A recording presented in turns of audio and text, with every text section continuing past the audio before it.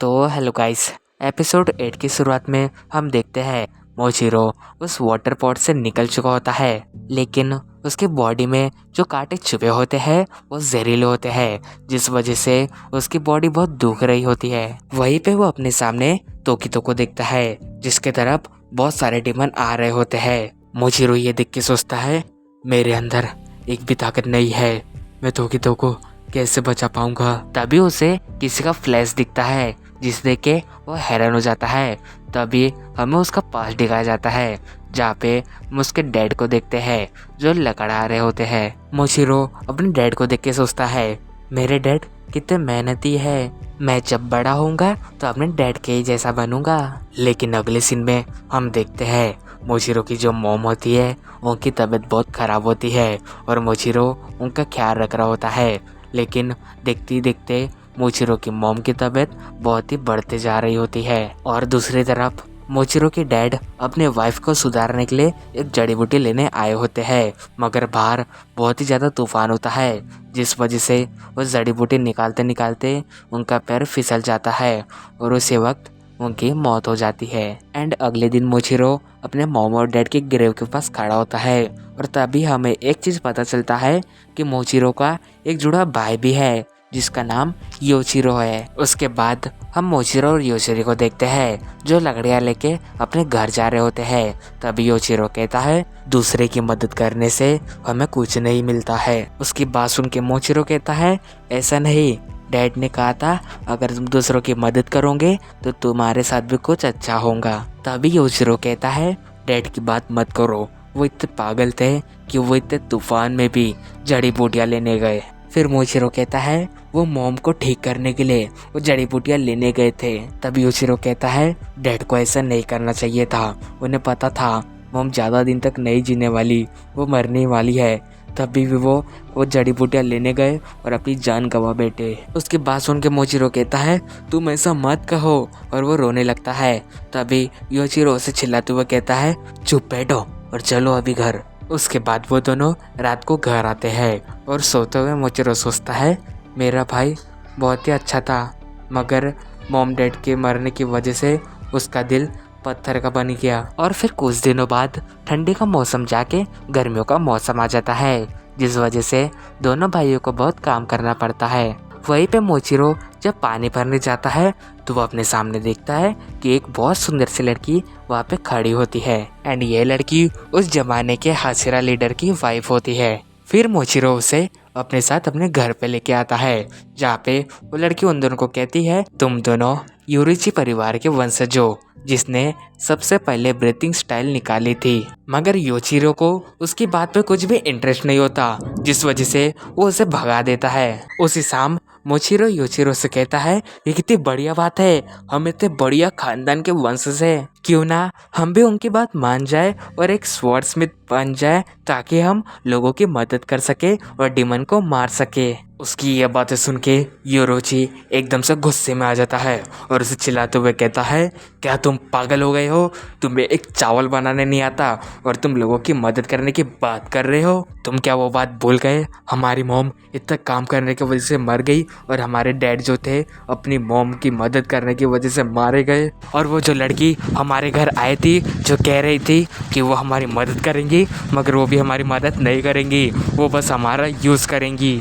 हमें अपना ध्यान खुद ही रखना पड़ेगा, हमारी मदद करने को कोई नहीं आएगा।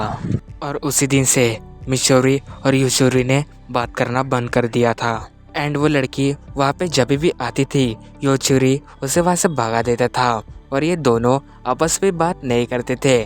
फिर गर्मियों का मौसम आया और वहाँ पे बहुत ही गर्मी बढ़ने लगी, जिस वजह से वो दोनों एक रात अपने घर का दरवाज़ा खुला छोड़ के सो रहे थे। तभी मिचोरी को प्यास लगती है और वो पानी पीने जाता है। उसके पानी पीने के बाद वो देखता है वहाँ पे एक डीमन आ जाते हैं। एंड वो डीमन मोचिरो को वहाँ पे देख के उस पर अटैक कर देता है, मगर तभी योरोची वहाँ पे आके उसे बचा लेता है, लेकिन उसमें उसका एक हाथ कट जाता है। मिचोरी ये देख के बहुत डर जाता है, वो चिल्लाते चिल्लाते उसे एक कॉर्नर में लेके आता है। एंड वो डीमन उनके पास आने लगता है और कहता है, बस यहाँ पे 2 ही लड़के हैं, मगर तुम्हें मारने में मुझे बहुत मज़ा आएगा।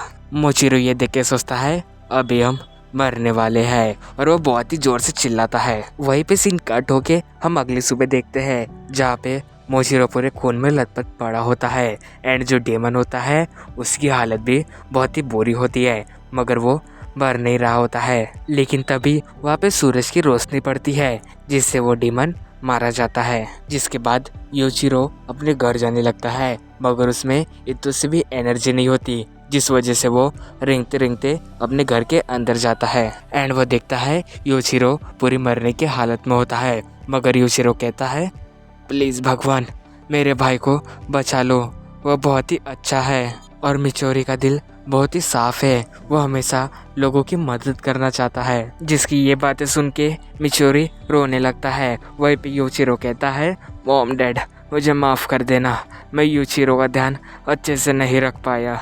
ये देख के मिचोरी सोचता है, मुझे नहीं पता था मेरा भाई इतना अच्छा है, वो मेरा इतना ख्याल रखता है।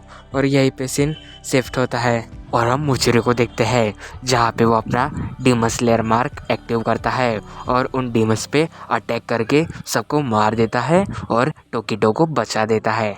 वहीं पे टोकिटो उसे कहता है, मेरी चिंता मत करो, हागनेस को और कानामोरी को बचा लो। जिसके बाद हम ग्योको को देखते हैं जहाँ पे उसने हागनेज़ुको को मार मार के उसकी बहुत बुरी हालत कर दी होती है। वहीं पे ग्योको उसे कहता है, मैंने इसे कितनी चोट पहुंचा दी है, मगर मैं इसका कॉन्सेंट्रेट तोड़ नहीं पा रहा हूँ। तभी वो कानामोरी को देख के सोचता है, अगर मैं इसे मारूंगा तो ये बंदा इसे बचाने ज़रूर आएगा।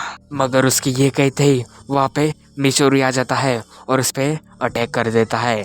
ग्योको ये देख के सोचता है, तुम मेरे वाटर ब्रीथिंग से बच कैसे गए, और ये क्या तुम्हारे चेहरे पे वैसे ही मार्क है जिसे मैंने मुजान के मेमोरी में उस लड़के के चेहरे पे देखा था। तभी ग्योको उसे नोटिस करता है कि वो अभी भी खड़ा कैसे है, क्योंकि उसने अपने जहरीले कांटों से अटैक किया था। मगर तभी मोजिरो उस पर अटैक कर देता है और ग्योको भी अपने डेमन आर्ट से एक ऑक्टोपस को बुलाता है, जिससे कि मोजिरो की तलवार टूट जाती है और वहाँ की पूरी जगह तबाह हो जाती है। ये देख के ग्योको कहता है, अब तुम क्या करोगे, तुम्हारी तलवार भी टूट चुकी है। मगर दूसरी तरफ हम देखते हैं हागनेस को नहीं रुका होता है और तांजिरो को तलवार को अभी भी पॉलिश कर रहा होता है। जब ग्योको हागनेज़ुको को देखता है तो वो सोचता है, इतना सब होने के बाद भी ये नहीं रुका, मैं इसे बाद में मारूंगा, उससे पहले मैं इस लड़के को ख़त्म करता हूँ। लेकिन तभी मिचोरी अपने तलवार से उस ऑक्टोपस को काट देता है और नीचे आके कानामोरी को कहता है, तुम्हारा शुक्रिया। वही कानामोरी उसे बताता है, मैंने बहुत समय बाद तुम्हारी स्वॉर्ड बनाई है, क्योंकि जो तुम्हारे स्वॉर्ड्समिथ थे वो मारे जा चुके हैं, इसलिए मुझे अच्छे से पता नहीं था कि तुम्हारी स्वॉर्ड कैसे बन सकती है। ग्योको ये देख के कहता है, ओह अभी तुम्हारे पास एक नई तलवार है, मगर तुम इससे भी मेरा कुछ नहीं बिगाड़ सकते। तभी हमें मिचोरी का पास दिखाया जाता है जहाँ पे मिचोरी के जो स्वॉर्ड्समिथ होते हैं वो उससे कहते हैं, मुझे माफ़ कर देना, मैं अभी तुम्हारी तलवार बना नहीं पाऊँगा, क्योंकि मेरी तबीयत इतनी ख़राब है कि मुझसे अभी काम नहीं हो पाता। लेकिन मुझे आशा है जो भी तुम्हारी तलवार बनाएगा वो मुझसे भी अच्छी बनाएगा और तुम एक बहुत ही बढ़िया हसीरा बन पाओगे। और अभी मेरे जाने का समय आ चुका है, तुम अपना ध्यान रखना मिचोरो। उसके बाद हम देखते हैं मोजिरो नई स्वॉर्ड के साथ ग्योको के साथ लड़ने के लिए पूरा तैयार हो चुका होता है एंड ग्योको उस पर अपना ब्लड डेमन आर्ट अटैक करता है। वही मोजिरो अपने ब्रीथिंग की सेकेंड फॉर्म यूज़ करके उस ऑक्टोपस को पूरी तरीके से काट देता है एंड वो ग्योको भी अटैक कर देता है, मगर ग्योको उससे बच जाता है। ग्योको उससे बचने के बाद उससे कहता है, क्या तुम्हारे पास अगर नई तलवार आ गई तो तुम्हें क्या लगता है तुम मुझे मार दोगे? वही मिचोरो उससे कहता है, शायद से तुम 100 साल पहले से भी जिंदा हो, इसलिए तुम्हारी सेंसेस की शक्ति कमज़ोर हो चुकी है। उसी वक्त ग्योको को रियलाइज़ होता है कि उसकी गर्दन कट चुकी है, मगर ग्योको उसे कवर अप करके कहता है, बहुत ही बढ़िया। और तभी वो मिचोरो के पीछे जाता है और उस पर अटैक कर देता है। लेकिन मिचोरो उससे डॉज करते हुए उसे कहता है, बहुत हो गया, अभी समय आ चुका है तुम्हें ख़त्म करने का। और तभी वो ग्योको के पास जाके एक बहुत ही खतरनाक अटैक करता है और यहीं पे हमारा एपिसोड 8 एंड होता है। Thank you for watching my video.